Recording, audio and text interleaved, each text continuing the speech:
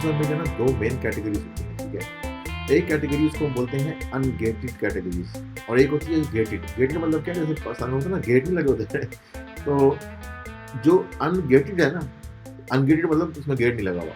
वो कैटेगरीज़ है जिसमें नॉर्मली हर आदमी जो है वो बेच सकता है चीज़ें, ठीक है?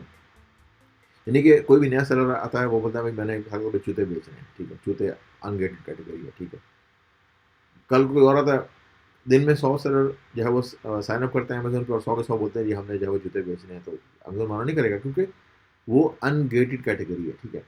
लेकिन कुछ कैटेगरीज़ ऐसी हैं जैसे मेरा ख़्याल है मेडिसिन की होती हैं या हेल्थ की होती हैं, वो जो है वो गेटेड कैटेगरीज़ है। उनमें सेलिंग करने के लिए जो है ना वो पहले आपको परमिशन लेनी पड़ती है अमेज़न से, ठीक है ना? तो आपने कोई ऐसी प्रोडक्ट सेलेक्ट नहीं कर लेनी है शुरू में कि जो गेटेड हो, ठीक है ना? वरना आप बेच नहीं पाएँगे उसके ऊपर अमेज़न के ऊपर। समझ में आ रही है आपको बात?